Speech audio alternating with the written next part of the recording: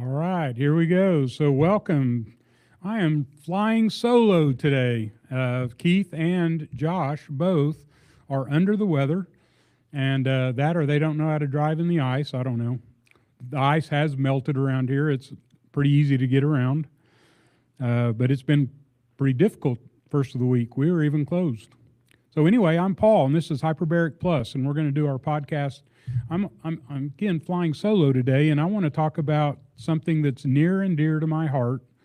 Keith talks about it all the time, and he's not here to keep me dialed in, so I'll probably be all over the place. Ryan's going to try to keep me on target. But I want to talk about measurable results. There's a lot of things going on in, I don't know if you all follow the cancer doctor, Dr. Soon, but he's really leading the charge to have some other therapies for the C word approved. And he's actually got Saudi Arabia on board to use his product, which has also been approved in the U.S. for compassionate care. When he came out with his book, Decode Cancer, I believe is the name of his book, he came out with his book about 6 or 7 months ago, and he instantly had 10,000 people line up at his clinic for compassionate care. That number has now grown to 13,000, and they're working diligently to pull them into this program, and he's been able to get 150 people on board. 150 people out of 13,000, and he talks often about how many people don't make it to get to the study. And so Saudi Arabia, he's been working with Saudi Arabia, and they're launching this thing. They're going to go full bore. In fact, they think there's going to be tourism developed in Saudi Arabia for getting this treatment that he's got. If you're not familiar with it, if you were to go on YouTube and look up Dr. S. Patrick, S-O-O-N, and it's hyphenated, I don't know how to, it's Chinese, I can't remember how to say the last word. But if you were to go on YouTube and search that, and he was on Sean Spitzer 2 or 3 days ago, and really compelling, really an understanding of how things are working internationally, getting his product to market. So anyway, I want to talk about measurable results because there's a lot of things that my clients come in here for that is not recognized by mainstream medical and is not reimbursable by insurance. We're having great outcomes with people in the chamber that are diving because they've got kidney issues, they've got liver issues. So I'm just going to run through a list of tools that we use to accomplish measurable results. And I'm going to encourage my clientele to take these results to their insurance company and ask for reimbursement on what they're paying out of pocket. The people that are coming here, it's only after they're still going downhill and they're using mainstream medical. And they start doing things around here and meeting some of my naturopaths. They get on supplementation, they're using hyperbarics, and they turn the corner and they improve those numbers. So if we can, if we can track those numbers, then it should give us a path to get reimbursed. And if we never say anything, if we just take the status quo for what it is, it's never going to change. So I'm just going to encourage people, whatever it is that you can track measurable results, start tracking it. And sometime in the future, maybe you'll go to your insurance and ask for reimbursement. If you don't have the data, you don't have a leg to stand on. So at least start accumulating the data. So the first one is the easy ones. And Keith talks about this all the time. Don't guess, assess. And so we're already doing blood labs. We're already doing labs with our primary care. And I'm going to encourage everybody to go back, especially if you're dealing with a chronic disease. Go back 5 years and get your labs and put them on a spreadsheet and denote in a timeline anything that you did during that timeline that changed course. If you came in and started doing hyperbarics, when did that start? And what were those numbers post hyperbarics? And what I do, and I help my clients do this, is they'll have blood labs, and they got blood labs on September 1st. and then they dove 5 times. They had blood labs in October. They dove 10 times. Create that timeline, because if you can see those numbers starting to move the right direction, then maybe you enhance the number of times you come and do hyperbarics, or maybe you add supplementation to it. And again, this is where Keith and I are working with several of my clients, and we're literally using those labs as direction. So blood labs, take your blood labs, go get them copied off, however you accumulate them, if it's in a portal. If you have to manually do it on a spreadsheet, get those labs on a spreadsheet. And then anything that you do in that journey, document it. So there's kidney, liver, and I'm not Keith, so I can't rattle off all the different labs, but when my clients come in and I can see the numbers, especially creatinine, GFR on kidney issues, your liver enzymes, those are some really key, easy things that you can put on a spreadsheet, and I encourage you to do that. So if it is the C, if it's PSA, so I just had a friend come to me, and he comes in about a month ago, and he says, "Hey, Paul, I'm ready to start diving." And I said, "What are you doing in Oklahoma City?"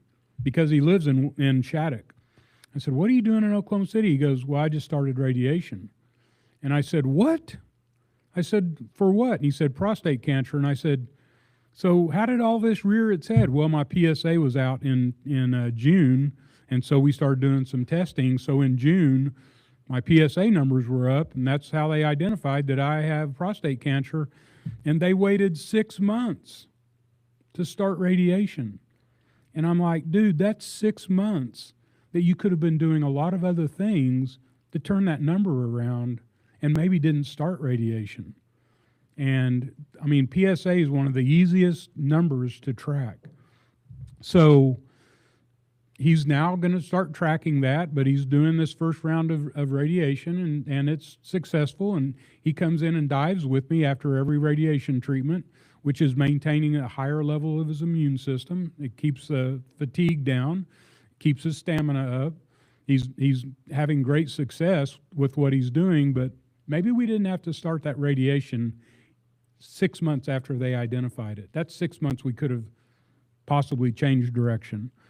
Myco testing, I got a lot of people that come in for fibromyalgia. They got pain all over. A lot of times, so we get in the chamber and I go, "Hey, have you ever tested for mycotoxins?" "No." "Have you ever had a Lyme test?" "Yeah." "Which one?" "Western blot." "Do you believe the Western blot?" I mean, a lot of my Lyme clients here did the Western blot, and they never got really good results that they could lean on. So the Vibrant Labs for Lyme is what all my Lyme clients are using, including myself. And so Vibrant Labs for Lyme, and you have to do that through a practitioner. And I understand there's a lot of primary care that's not using Vibrant Labs. So if you're thinking you've got Lyme and you're going to make some phone calls to find somebody to work with, I found a new doctor myself here right around the corner from us that my other Lyme clients were using, because they have a very open mind. They're using Vibrant Labs, and they drew the blood, sent it in, and then they went over the results with me. So if you're dealing with, a lot of people call me and they say, "I got rheumatoid arthritis. I'm sore all over, and my doctors have identified rheumatoid arthritis." First thing I ask is, did you do a Lyme test? Because they used to call Lyme arthritis. So if you haven't done a Lyme test and the Vibrant Lab test, you may actually be dealing with Lyme masquerading. It's the great imitator, masquerading as rheumatoid arthritis. One of my clients, man, I got so many stories, and I'm going to try to stay on track. So anyway, mold, you want to do myco testing. Lyme, you want to do Vibrant Labs. And again, anytime you do these labs, they go on your spreadsheet. So have I missed something here with mold and Lyme? If you're out there listening and you're doing other things, I'd sure like to know what that is. Please send me a note, drop a comment. I'd love to know what I don't know. I mean, that's the reason we get in the chamber, and I talk to all my clients, and we're all in there sharing information. It's just amazing what we learn in the chamber. So let me know if there's some other labs that I haven't mentioned so far. I don't know if anyone's heard of bioresonance scanning. I've got a doctor here local that does the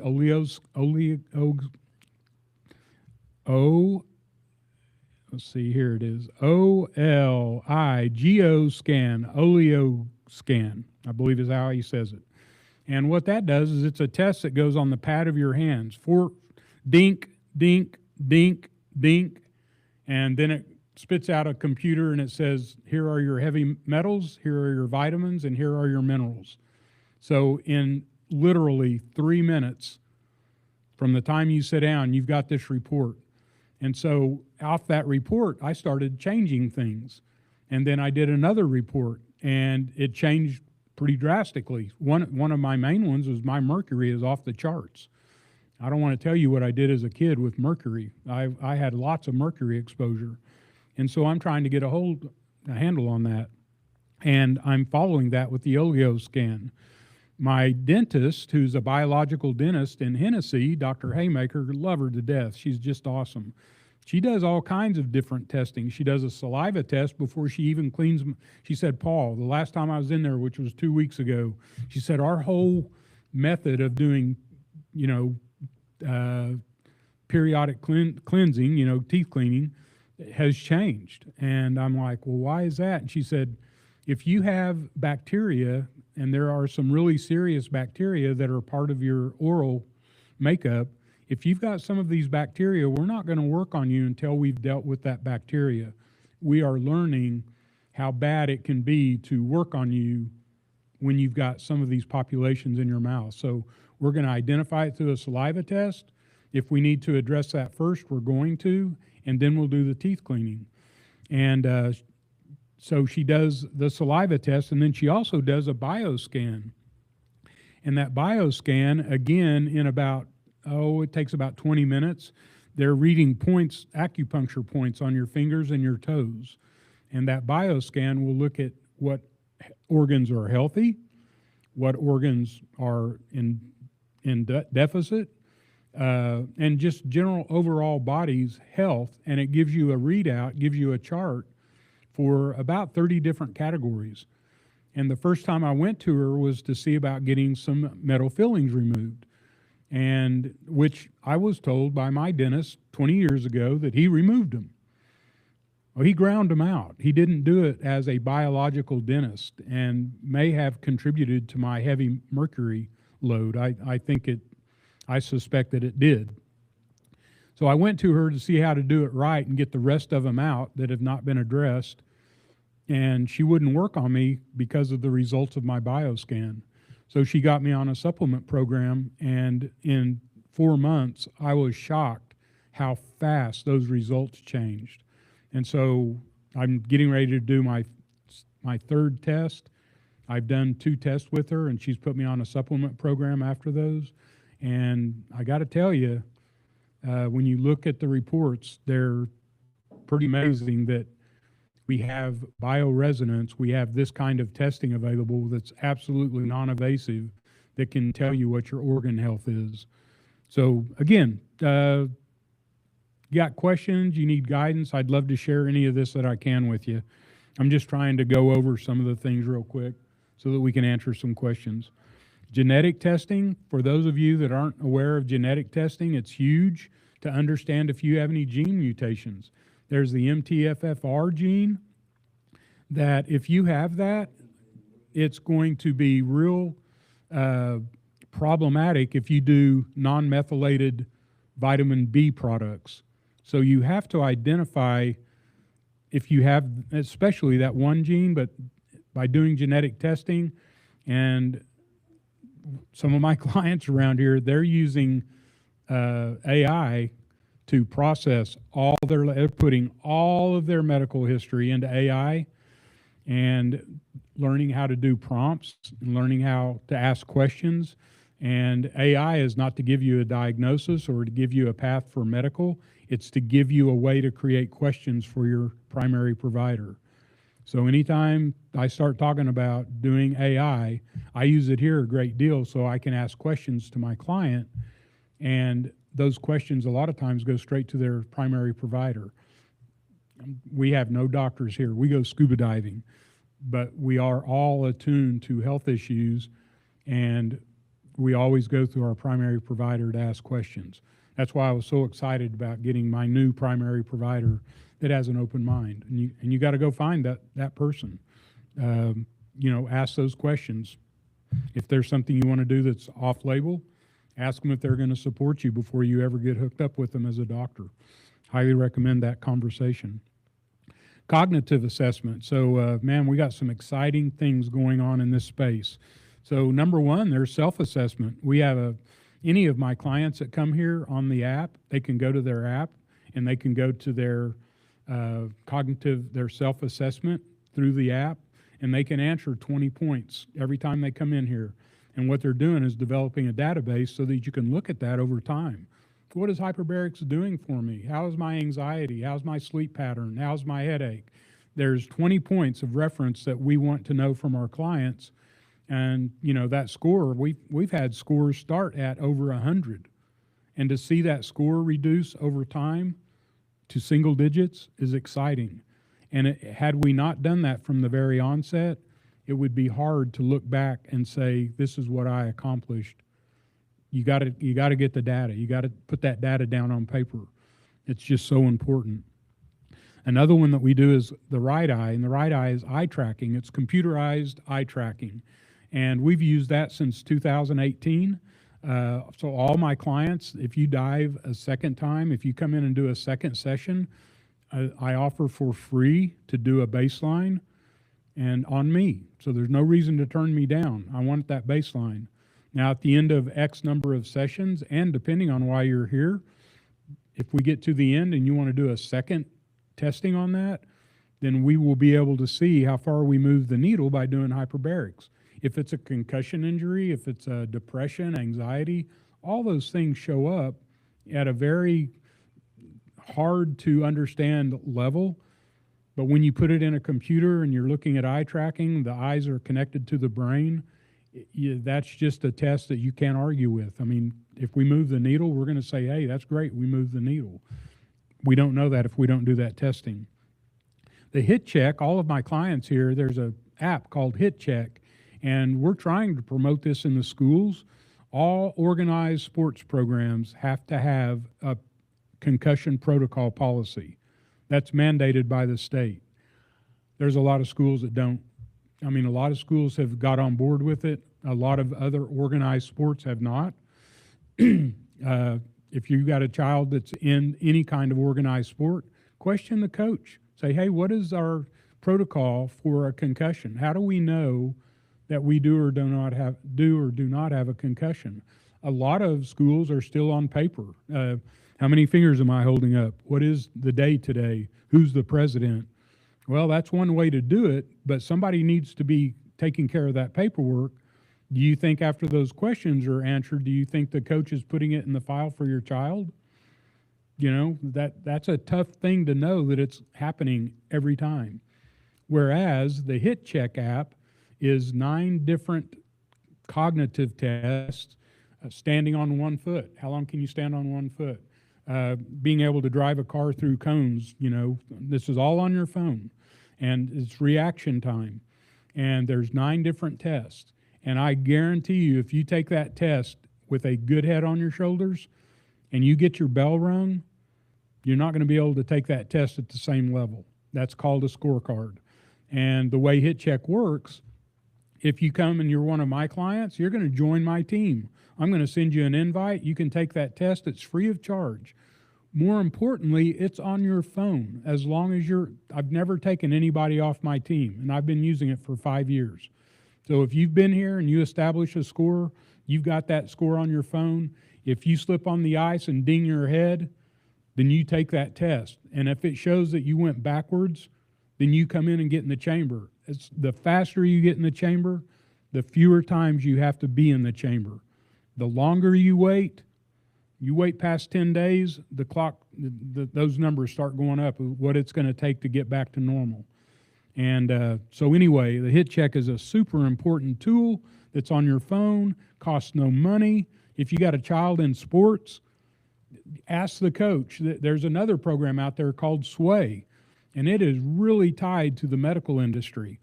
I've had parents that their child had a concussion and they had the Sway app, and they really couldn't get any answers because it was all medical driven, and they just never got connected to the people that were able to answer the questions. I mean, the trainer is kind of the gateway on that situation, and they just never really felt like they had direct access to that data. So the hit check is a way to do your own thing. You know, if you're a parent and you want to have access and you want to know right now what's going on, the hit check is one way that I know you can get that and benefit from it. So now let's talk about the other C word. When people had this virus that went around, 3 or 4 years ago, it really affected our lungs, and it really pulled our pulmonary down. When people come in here and they say they got long extended, or they say my breathing's off, I can't breathe like I used to, I run out of gas, then number one, I ask them to talk with Keith. Keith has a protocol where he's using NAC, N-acetylcysteine, at a little higher dose to help with lung rebuilding. The Hyperbarics helps with this. There's a lot of things that Keith has to work with people that are in deficit in their breathing. But what I want to do before any of that starts is I want to get what's called the peak flow meter. It's from Asthma MD. We sell them here, and it just went up. The cost went up to $40 now. You can get them at any drugstore, but it's Asthma MD. It's got a QR code so you can download the app, so that every time you do a breath, every time you do your pulmonary, you try to exhaust as much breath as you can, as quick as you can, and it slides a pin up on the meter, and you document that data on the app. And if you do that, I ask, when I know people are in deficit with lung capacity, I ask them to buy that and blow in it before they ever get in the chamber. And I can't tell you how many times people get out and they have tremendous improvement in one session. And then myself personally, after I got finished with the virus, when I got done with it, my peak flow was at 390, and I had never taken it before I knew I had a problem. It is so important, especially now, because this virus continues to make its way constantly. So you want to know what your breathing is today in the event you should ever get it in the future, or anything. I've got one of my clients right now that's been diving with me a long time, and he just came in and he's got pneumonia, walking pneumonia. Well, that's impacting his lung capacity. So he never did it before. He's never done the baseline. So he doesn't know where he is, and he's not going to know when he's back to normal. So it's really important to get that baseline in the event you ever get sick, or if you come in here with breathing issues, I'm going to do it so I can show progress. But it's called the peak flow meter from Asthma MD, is the best one that I've seen out there. And if you buy one, I sell one to each customer.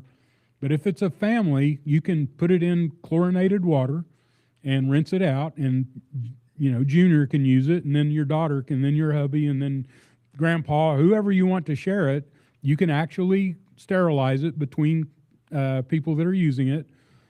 But it's so important. Everybody can download the app on their phone, use that meter to establish what our situation is today. You just don't know how important that is. The other thing that you can do with that is when you're logging this data, you can put the pulse oximeter. You can put that data in here as well.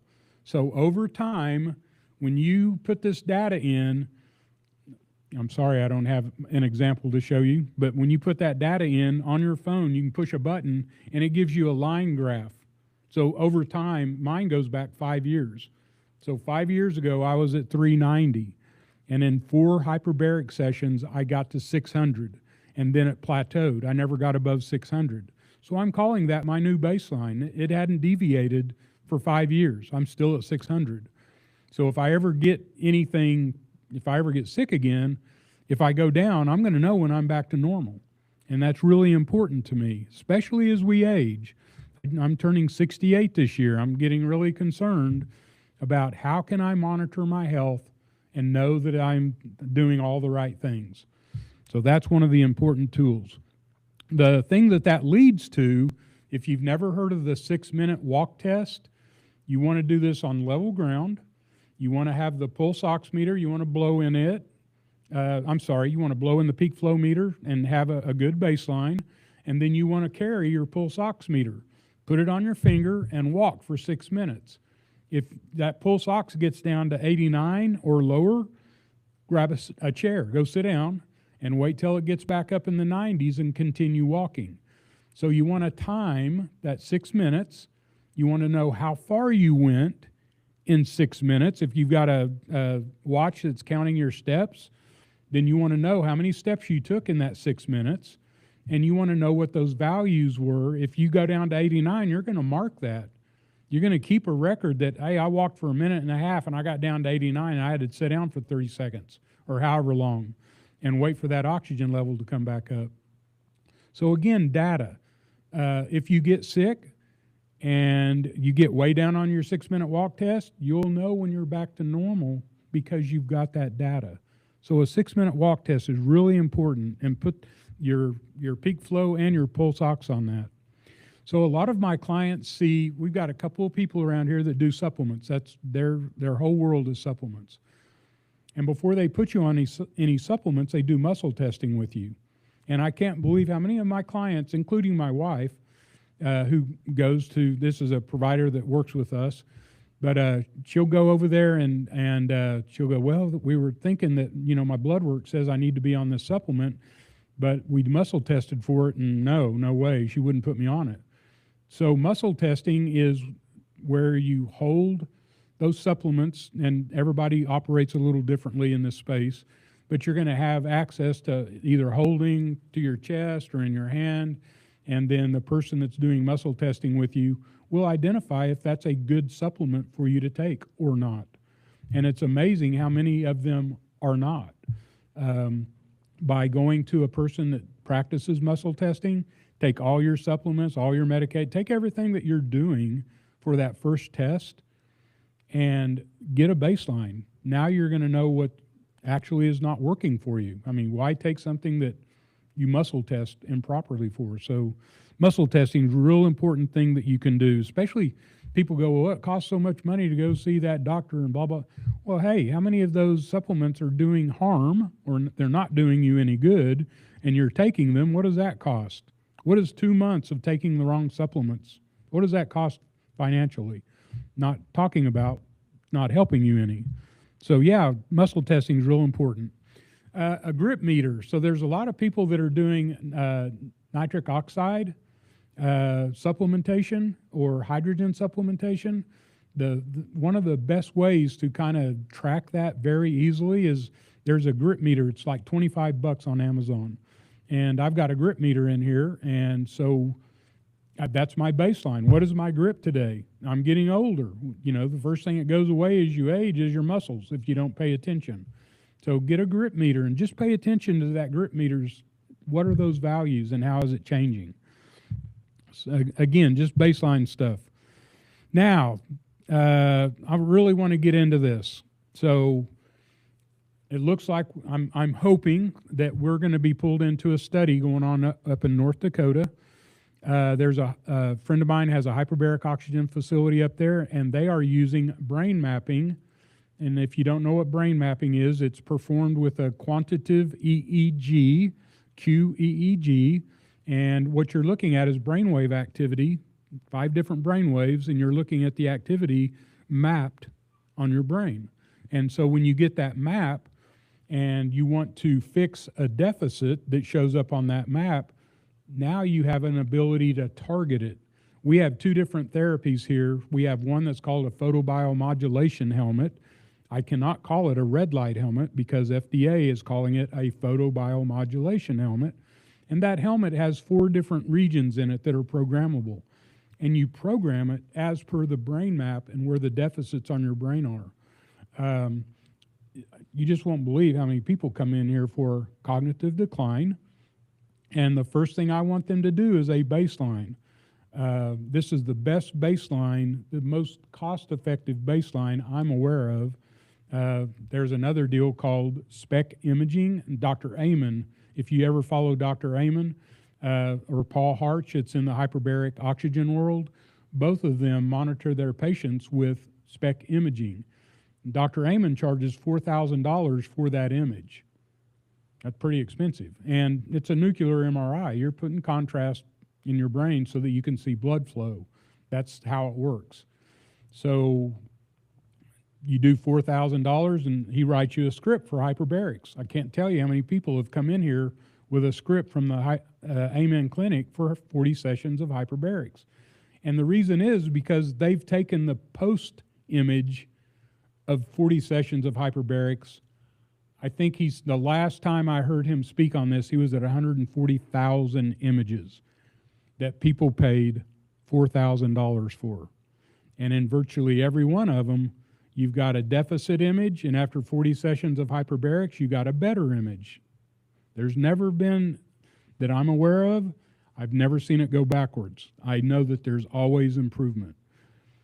Do I need to do a second image for myself to know I got improvement? Unfortunately, I see everybody after they got that first image and they got that prescription from Dr. Amen.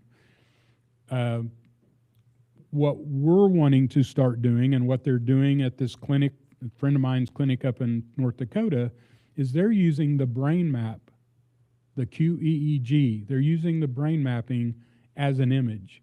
Because when you do that and you do 40 sessions of hyperbarics, you're going to see that brain mapping change.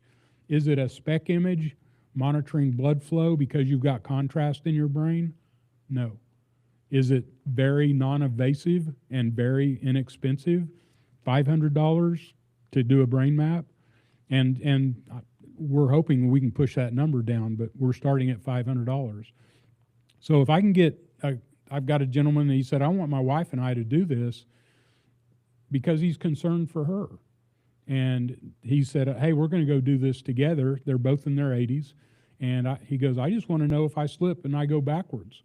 So they're going to get a baseline done, and we're hoping that we can work with her and get her started on several different things we do here, and then we'll have a way to see if we move the needle.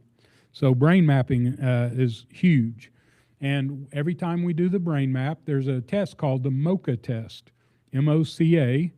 And you can go online and see a MoCA test. And if you go online and do M-O-C-A, images, and go to Google and go to images, what's really interesting, and everybody that comes in and they say, hey, I'm concerned that my mom maybe, she's leaving her keys in the refrigerator and she left the dog out. Whatever the case is, they know that there's something going on.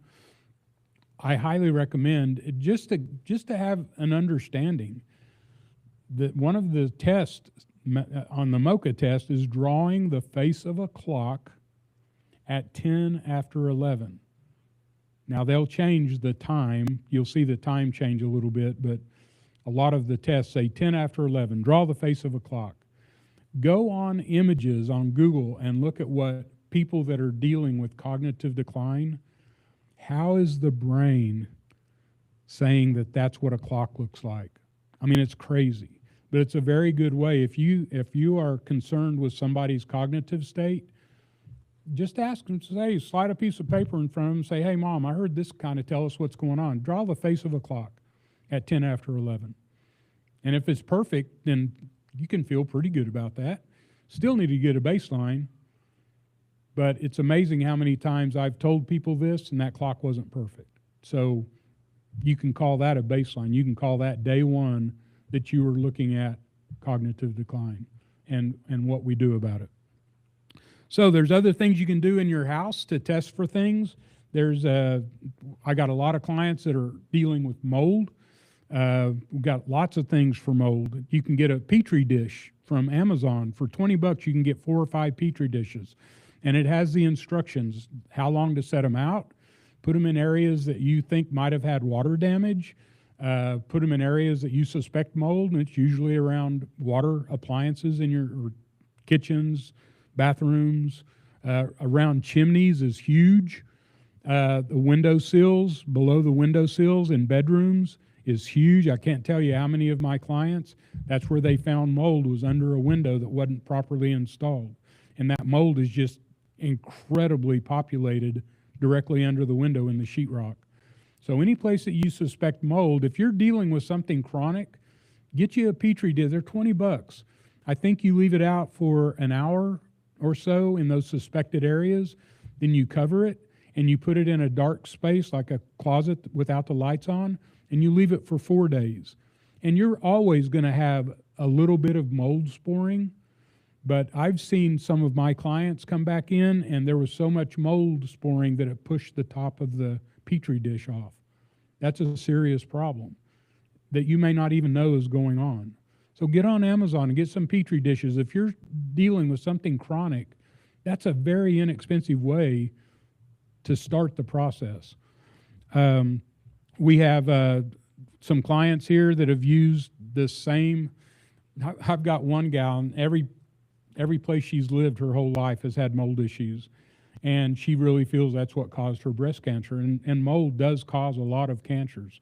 A lot of my cancer clients that are in here have found a link to mold.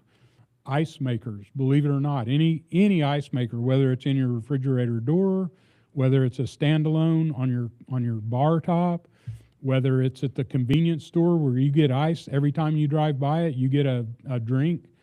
If those aren't managed for mold, you're drinking mold. I mean, it's just crazy how many ice machines are contaminated. So again, mold testing. Take it apart. Look and see if there's any contamination. If you can take that ice maker apart, take it apart and verify that there's nothing in there. I'm telling you, because of all of my clients and just my concern for my personal health, I drink room temperature water. I don't have to have ice. I will not get ice someplace that I'm not 100% sure of what I'm getting. And ice is a really, really something to consider. So a mold dog, I mean, we can walk around our house. We had one of our clients could not find mold in her house. She had kidney cancer. And so she had her tumor removed. They went on a search and rescue in her house looking for mold, knowing there was mold there. They finally found it in the ice maker. That was the only mold in their house that they could find. And then probably 3 or 4 months later, they were doing something in their master bedroom closet, and they had an island in their closet, and there was a tremendous amount of mold on that island, apparently coming up from the concrete slab. So you never know where mold is. Mold, I don't even know that the mold dog found that. But anyway, the mold contractor that she's using did come in and identify some things that were going on with their house. Well, no, that was another gal, and they actually had all of their. And it would be that my guy just walks in, but they found it in their HVAC, and they took all their ventilation out and replaced it because that's where they finally found one of the sources of mold in their house, and it was expensive, but it needed to be done. So anyway, there's some things that if we get this data and we improve our health, and we can prove that we improved our health by doing these things, and we kept that data, we kept a timeline, I'm going to encourage everyone to go to their insurance company, and whatever it is that they did that wasn't recognized by medical, the reason you have insurance is to maintain your health. And if you can prove that these things that you're doing are improving your health, that's why we have insurance, and we need to be asking for reimbursement. Now, if you don't have the data to support that, then you don't have a leg to stand on. But if you have the data, you have a fight, you have something to fight for. And if we all started doing this, we would see things change faster. But literally, people say, my insurance isn't going to cover it, and they just blow it off. And I hope that we can change that mentality. So, Ryan, do we happen to have any questions? No questions. Okay, well, that's neat. It's quiet today, I guess. Well, anyway, that's what I wanted to cover. I got a question here. What do you got? What was the name of the app that you said you use for tracking your... It's called Asthma MD. And I've got it. I can show you. You can get a QR code here in a minute. I'll show you a box. You can get the QR code off of it. Yep. So that peak flow meter is one of the biggest tools that we use around here, and quite beneficial. So Anyway, I think we're done. You guys, Ryan, did I miss anything? We're good to go? So I think we're going to wrap it up here. Thanks for joining us here at Hyperbaric.plus. You want to learn some crazy things, come get in the chamber with my clients. It's amazing what sharing information. I have a lot of people, they finish their sessions, however many they bought. I see them sometime in the future and they go, Paul, the value of being in the chamber, I miss that, and that was so valuable, and they'll come back every once in a while to dive with us just for the information. So anyway, Ryan, thank you for what you do. Thanks for setting this up. Tara, we're going to get you on here one of these days. All right, fair warning. And that's all I got. And Keith and Josh, I hope you get to feeling better. Keith with prevailovercancer.com is a great resource for us and for you. I encourage you to reach out to him if you've got any health issues. He does a 15-minute session that he doesn't charge for, just to see if he can be of assistance. If he can't, great. If that's a way to find out quickly. So I'm done. Boy, a record time. I even get a minute, have a cup of coffee before our next dive. Thank you all. We'll see you next week. See you then, Keith and Josh.